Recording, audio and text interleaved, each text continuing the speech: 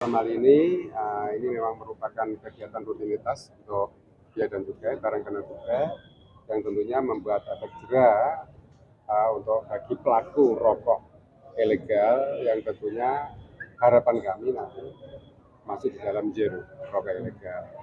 Maka dari itu perlu diketahui bahwa sumber yang berasal dari DBHJAT itu tentunya semua untuk kesejahteraan masyarakat. Jadi dengan adanya gempur rokok ilegal ini bisa meningkatkan sumber anggaran yang dari DBHJAT dan endingnya juga untuk masyarakat. Mungkin upaya Pemkab Kudus Pak untuk menekan peredaran rokok ilegal ini apa Pak? Kita ada anggaran sosialisasi yang setiap minggu kita memutar terus bersama Forkopimda. Ya, bersama Forkopimda untuk memutar memberikan sosialisasi pada masyarakat supaya masyarakat paham dan tahu bahwa sumber dana dari APBD dari DBHJAT ini peruntukan untuk siapa, peruntukan apa yang diatur PMK 215. Dengan adanya itu masyarakat akhirnya paham dan ini sangat penting memberikan informasi ketika ada rokok ilegal. Karena perlu diketahui dengan tidak adanya rokok ilegal pendapatan di BHJAT selalu meningkat dan ini endingnya untuk kesejahteraan masyarakat. Pak, sampai sejauh ini kan kalau kita lihat sosialisasi sudah gencar dilakukan, ternyata untuk kasus rokok ilegal masih cukup tinggi. Kudus sudah.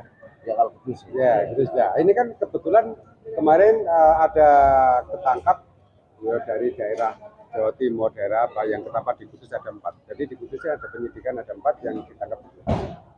Semua ada 8 yang dalam kasus dalam proses sekarang ini, tapi yang ditangkap di Kudus ada 4.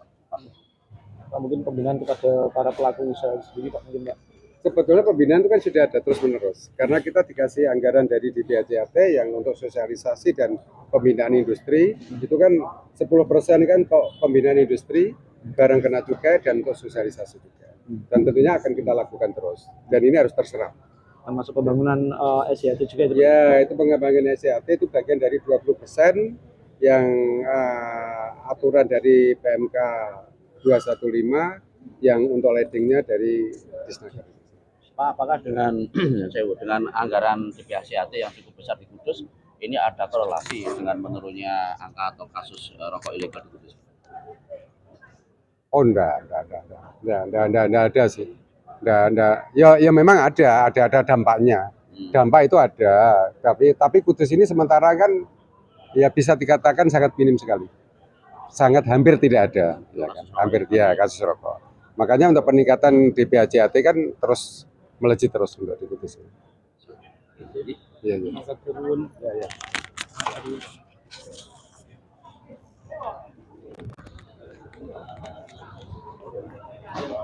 Kalau itu malah bukan setuju.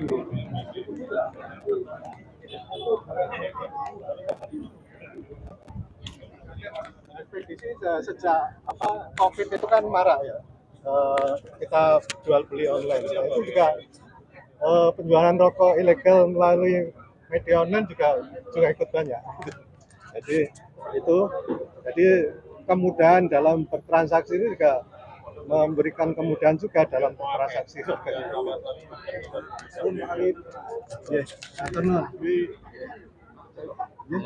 Yang soal beberapa kali penampakan itu sudah ada di proses belum? Oh sudah. Jadi saya sampaikan tadi di presentasi di 2023 ini sudah ada 8 yang kita ajukan ke proses penyidikan. Jadi 8 ini 4 ada di Kudus, 4 ada di Jepara. Jadi ini semuanya sudah P21 artinya sudah dinyatakan lengkap oleh kejaksaan, tinggal sebagian sudah dalam proses pengadilan. Jumlah tersangka sendiri? Tersangkanya ya ada 8 itu. 8. Dari 8 itu ada yang pemiliknya langsung Pak? Ada. Jadi saya sampaikan ya, mungkin rekan-rekan pers sering mendapatkan rilis dari kami kalau ada penindakan. Nah, kalau penindakan memang yang kami proses pertama yang ada di situ biasanya kan sopir. Ya. Tapi belum tentu dia jadi tersangka karena setelah itu kita akan cari betul siapa yang bertanggung jawab terhadap rokok ini sehingga ya yang kita ajukan ke jadi tersangka ya tidak semuanya sopir, tapi banyak juga yang ternyata, terutama sekarang banyak juga yang pakai mobil pribadi, sehingga berarti itu lebih menguatkan kalau dia selain nyopiri juga yang punya, ya gitu. Tapi ada juga setelah kita kembangkan, dapat juga akhirnya kemarin juga sempat ada kita sampai ke pabriknya.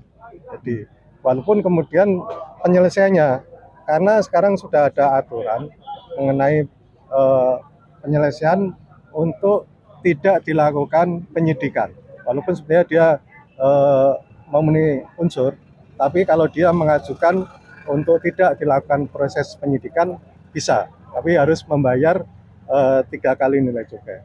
Nah ini sebetulnya lebih menguntungkan bagi negara, karena apa? Kita kan dapat duit, negara dapat duit gitu, daripada menjarain orang kita nggak dapat apa-apa, negara nggak dapat apa. Nah tahun ini yang kita proses dengan proses PRI itu sudah menghasilkan penerimaan negara hampir 1 miliar. Jadi ada beberapa yang termasuk tadi yang pabrik yang ternyata bisa ketemu, dia ternyata membuat rokok ilegal. Jadi kita kemudian proses dan akhirnya dia terkena denda 500 juta. 3 kali cukai itu 3 kali nilai. 3 kali nilai cukai. Yang kita ketemu berapa ya? Itu dikalikan 3. Berapa kasus? Ada 7 kasus. Yang paling besar itu yang pabrik itu. Itu Gimana Pak? Gimana? itu di Jepara. Jepara juga. Yang mengajukan penyelesaian ini Iya. berapa pabrik? Yang pabrik ada 2. Dua. Satu di Jepara, satu malah di Tulungagung. Tulungagung. Iya, kemarin ketemu di sini, kita proses ternyata yang bikin, iya, pabrik resmi Tulungagung. Ya kita peluruk sampai ke sana. Nah, akhirnya tapi dia mengajukan jangan diproses pidana, dia bersedia membayar. Berarti Itu dua-duanya bayar rokok semua ya. Iya, dua-duanya bayar. itu perusahaan kelas 3 apa perusahaan besar Pak? Yang nggak besar lah, yang dia golongan, 3. kalau SKM-nya golongan 2. Kalau SKM kan golongan, Iya, iya.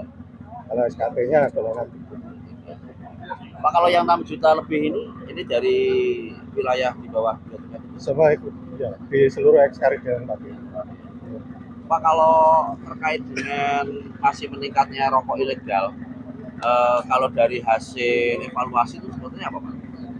Ya, itu logis saja, karena ini kan sebagai logis, karena cukai itu persentasenya sangat besar.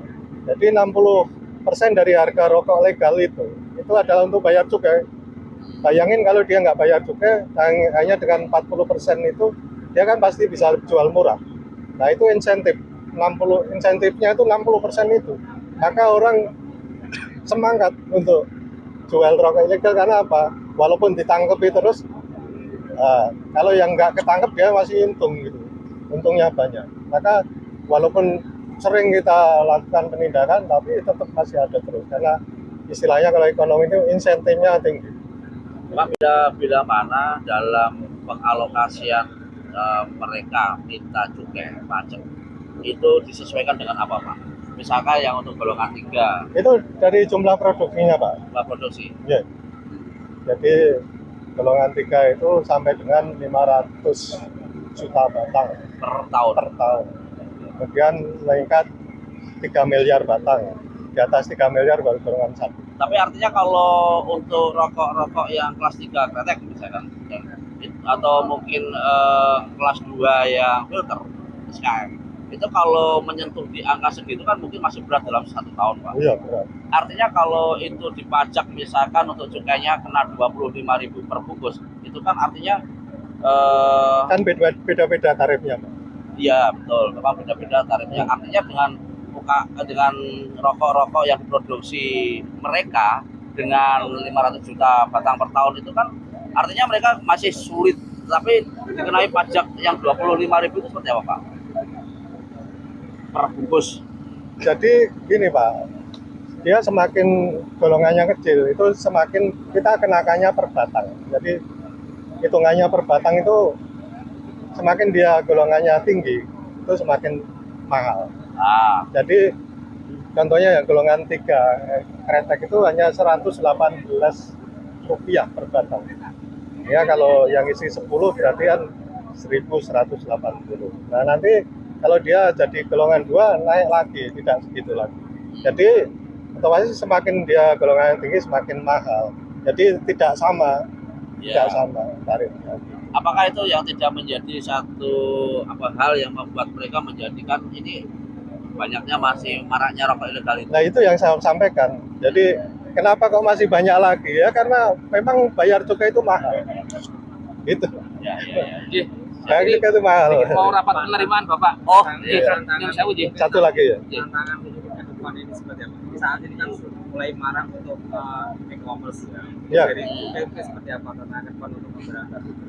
Ya kita kalau istilahnya kalau pelanggarnya makin pintar, kita juga harus semakin pintar juga. Artinya maka kita perlu banyak koordinasi dengan teman-teman aparat penegak hukum yang lain. Karena semakin banyak kita jaringannya, semakin informasi semakin banyak tangan yang bisa kita gunakan, maka kita bisa lebih intensif lagi untuk melakukan penegakan itu. Sebenarnya kesulitannya lebih sulit mana Pak? Ketika konvensional menindak informasi di lapangan atau tidak e-commerce? Pasti ya lebih sulit untuk e-commerce. Ini penyidiknya. Jadi tapi kita sudah pernah memenjarakan yang e-commerce itu. Walaupun dia anonim, misalnya pakai nama samaran, tapi tetap ketemu sama. Jadi, Bisa belajar. tapi ini bisa belajar. Sekali lagi, satu lagi Pak. Terkait dengan transparansi penindakan, namanya masih ada yang masih mempertanyakan transparansi penindakan ketika ada manajemennya dari itu beneran atau tidak sih? Gimana kurang transparan gimana? Kita setiap kali menindak pasti press release. Kan selalu dapat rilis kan? Setiap kali kita memusnahkan kita sampaikan semua kinerja kita semua. Nah, saya rasa kita sudah cukup Dan dari transparan. kendala apa ketika menangkap petanya atau apa itu selama ini kan hanya Jadi gini, semakin ke sini itu orang transaksi rokok ilegal itu sudah makin kayak narkoba aja. Jadi pakai transaksi terputus dan sebagainya. Ini penyidiknya sudah sistem sel ya? iya pakai sel. Ya begitu ke sana udah nggak bisa saya serang lain lagi. benang merahnya nggak ketemu. Nah ini juga tantangan sebenarnya dari teman-teman. Walaupun begitu ya tetap kadang-kadang masih bisa terlacak juga. Pak Turun ini mau rapat penerimaan nih. Ya Pak. Oke dan Masih bisa Oke, ngopi-ngopi Pak. datang ke kantor. Siap.